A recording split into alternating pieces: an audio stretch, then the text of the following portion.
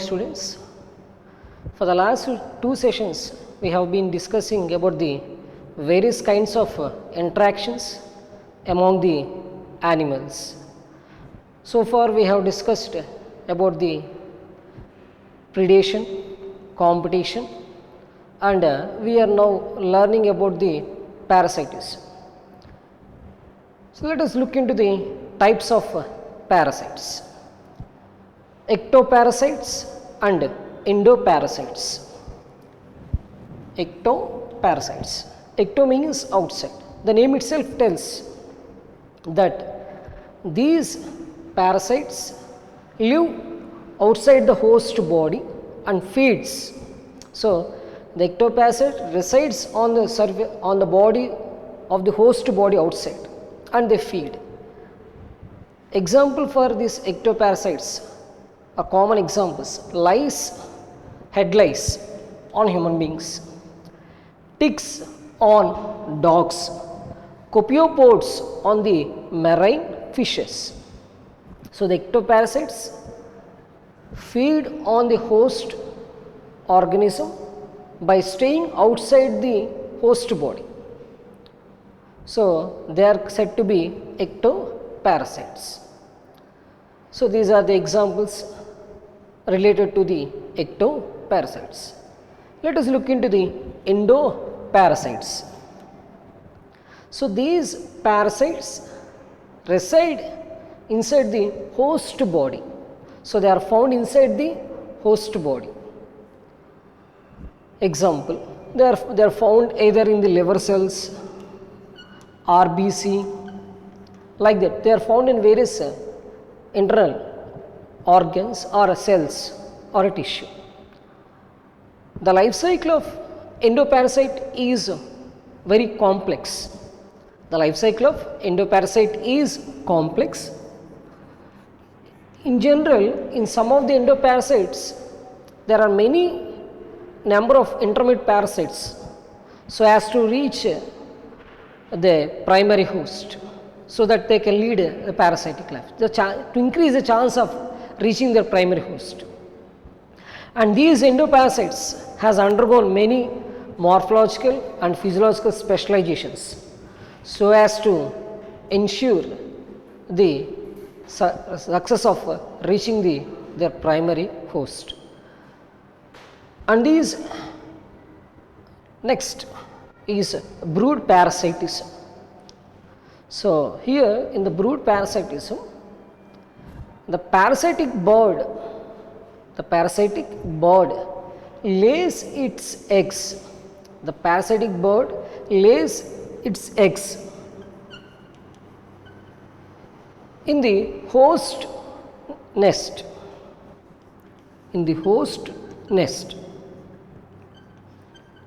So, the parasite lays its eggs in the host nest so that these eggs can be incubated and then can be grown. To minimize the chance of rejection of this parasitic eggs in the host nest, they exhibit similarity in size, color. So, the parasitic eggs resembles the host egg in their size and color. So, the parasitic egg resembles the host egg in their size and color to minimize the rejection of these eggs. So, that is the technique found here. When you observe the quail, it generally lays eggs in the nest of a crow. So, because it is an example for the brood parasitism. So, in brood parasitism is a special type of parasitism exhibited by some birds. In this case, the host bird provide incubation space for the parasitic eggs. for the parasitic bird. So, the parasitic bird lays its eggs in the host nest and allow them to incubate.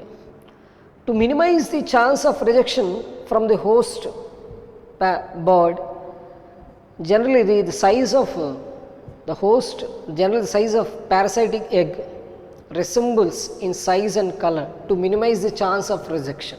So, it is exemplified by the quail and crow. Generally the quail lays its eggs in the nest of a crow. So, that is about the brood parasitism. Next, we are going to discuss about the another important interaction, that is commensalism. What is a commensalism? Commensalism is an interaction between two different species. Commensalism is an interaction between two different species in which one of the partner is benefited. The other partner is neither benefited nor harmed. So, the other partner is neutral. So, is neither benefited nor harmed. So, the benefited partner is a commensal and the host is neither benefited nor get harmed. So, it is an interaction between two different species in which one of the partner is benefited, the other partner is neither benefited nor harmed. Such kind of interaction is called as a commensalism. It is exemplified by various examples. Generally, the barnacles grow on the back of the whale. So, here the partner which gets benefit is a barnacle. So, generally the barnacles grow on the back of the whale.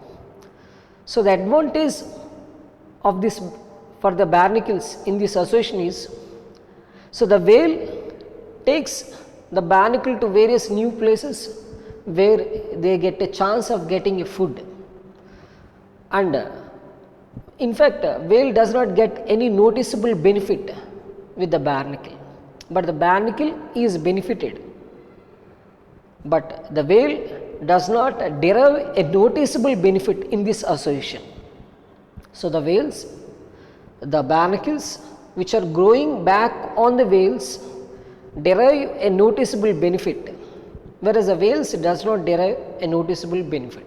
So, one is positive, here the barnacle is getting benefit, so positive, and the whale is neither benefited nor harmed, so neutral. So, it is a neutral. Next, one more example between the commensalism seen between the crocodile and the pulvinous birds.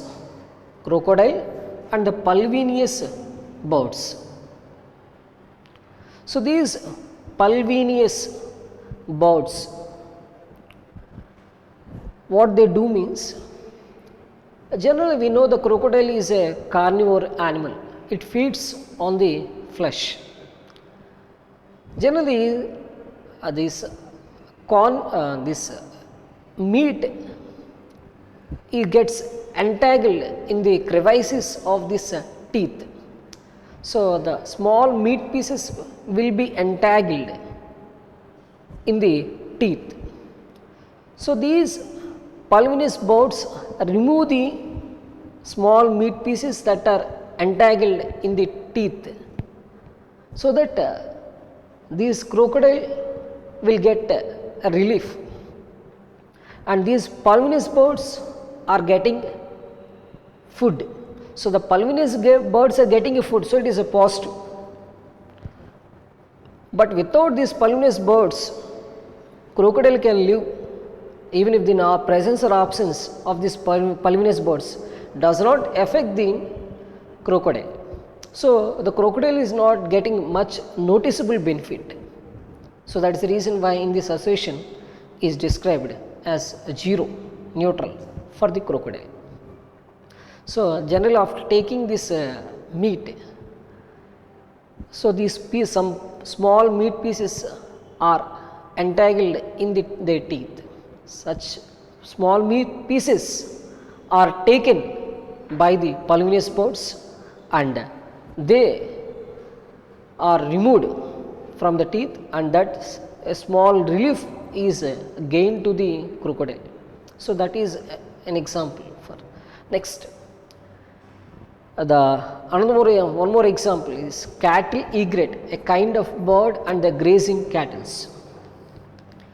Here, when you observe the feeding habitats of the cattle egret bird and the grazing cattle, they coincide. The foraging of the cattle and the cattle egret coincides, is same, because when it feeds on the vegetation, the cattle bird, the cattle browsing animal, generally they remove the soil, when they removing the vegetation, there is a chance of as they remove the vegetation, these insects will come out. So, as these insects are coming out, so the egret bird will get a chance to eat these insects. So, that is an advantage. And one more thing, a small advantage will also derive to these grazing cattle. Generally, they warn the cattle when there is any forage object hitting them or some disturbance is created. So, that is an example for commensalism. Next, one more example that we can state is sea anemone and clownfish. The sea anemones are provided with stinging cells.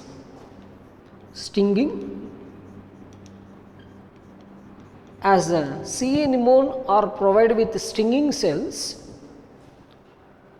so the sea anemone is provided with stinging cells, and these clownfish and the stinging cells are found in their tentacles. The sea anemone is provided with the stinging cells which are present in the tentacles, and this clownfish will stay in between the tentacles. So, thus as these stinging cells are found to be predatory, are found to be harmful, as they are useful in the defense, as the defensive structures, as these stinging cells are the defensive structures. Generally, the predators of the clownfish won't approach. So, this clownfish is getting a protection from its predators. So, the clownfish is getting protection from its predators. How it is getting protection from its predators? Because it is safeguarding himself in between the tentacles of the clownfish. As the tentacles of the clownfish are provided stinging cells, no predator will dare to come to harm these clownfish. Thus, the clownfish is getting a benefit. So, that is about the commensalism. So, in commensalism, one of the partner is benefited, the other partner is neither benefited nor harmed. So, in coming to the example related to the plants, so there are certain orchids which we also call as epiphytes. So, certain epiphytes. So, these epiphytes are grown on the branches of the large trees. There are certain plants, small plants which cannot get a sufficient light to perform the photosynthesis. So, such plants will take shelter on the branches of these large trees. As they are found on the branches of the large trees, they also will get a proper sufficient sunlight to perform the photosynthesis. So, example between the epiphyte and the mango plants. So, Generally on the branches of this some mangrove trees, these epiphytes are grown. So, these epiphyte will get sufficient sunlight to perform the photosynthesis, whereas a mangrove does not derive any noticeable benefit from this epiphyte. So, that is an example for the commensalism, and the next we are going to discuss about the mutualism. Mutualism is a kind of interaction between two different species.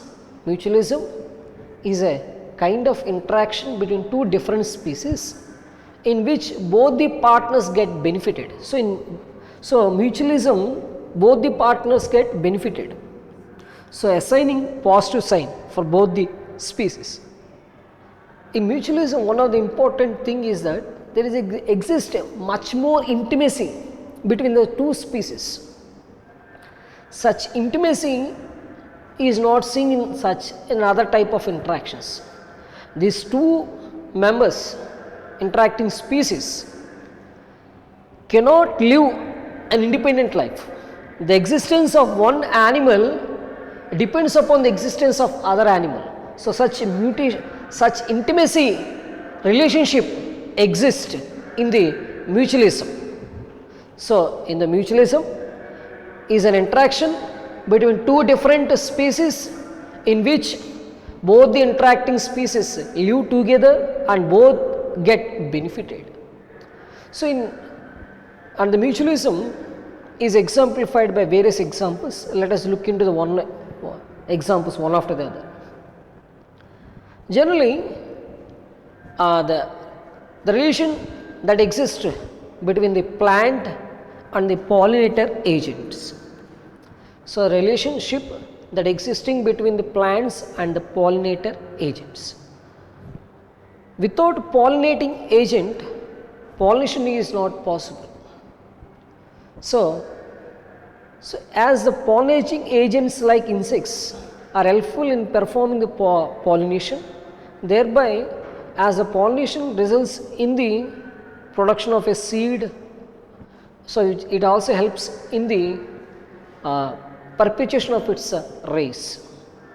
And not only the birds, the seeds as the fruits are eaten by the birds, so they are also helpful in the dispersal of the seeds. So, the animals are helpful in dispersal of the seeds, and certain pollinating agents are helpful in pollination. So, in the reward of the pollination and dispersal of the seed done by the animals, the plants reward the animals with pollen or nectar, or providing a nutritious fruits. So, that is the benefit actually derived from the plants by the animals in the favor of pollination or the dispersal of foods done by them. So, that is one more example. Next, lichens. Lichens is an association between the plant, between the fungi and a plant, small algae and fungi. So, lichens is an association between algae and fungi. So, these algae perform the photosynthesis and provide the nutrients, carbohydrates. So, in return of this, the fungi will provide the nutrients, absorb the nutrients and provide to the algae. So, that close association exists between the lichens is an example for the mutualism. And one more example is mycorrhiza. So, the higher plants are having association with certain fungi. So, these fungi will provide the soil nutrients to the plant, and these fungi gets food from the plant. So, such intimacy relationship exists between the mycorrhizal roots and higher plants. Okay. Next, coming to the then there exists a one-to-one relationship between the fig tree and wasps, such that the particular fig tree can be pollinated with a particular type of wasp species. The one particular fig tree, the fig trees are pollinated with only particular type of wasp species. Generally, the wasp species use the fruit as use the fruit as a site for egg laying. So, the wasp species use the fruit of fig tree for laying the eggs, for laying the eggs.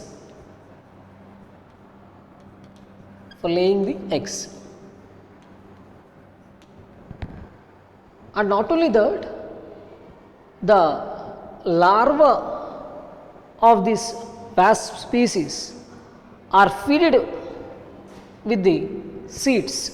So, the larvae are fed by the seeds. So, that is here. So, in return of the favor done by this wasp, so this wasp species are helpful in pollinating. So, the wasp species helps in pollination. So, in return of the favor done by the plant, that is fig tree, the wasp species is performing pollination. So, that is the example. And one more example is that orchids. Generally, the orchids are known for their great floral diversity. So, they exhibit a different kind of floral patterns. To ensure correct pollinating agent by the orchids, they employ different methods. Not all the orchids will offer reward, but there are certain orchids like Mediterranean orchid Ophrys, it employs a method called sexual deceit.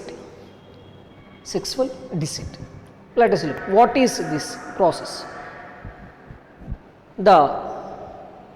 One of the petal of this orchid, the colored part of the flower, corolla.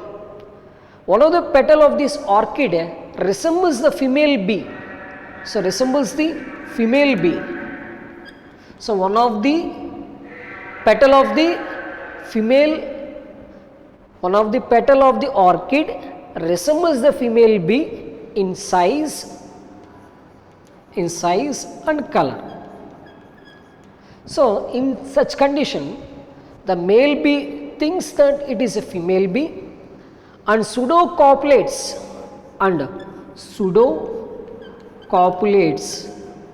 with the flower. During this process, it transfers the pollen grains.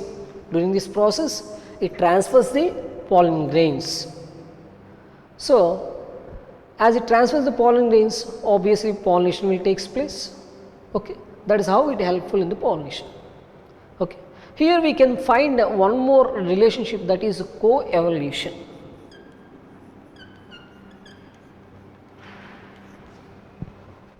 In course of time, if the color of the bee changes,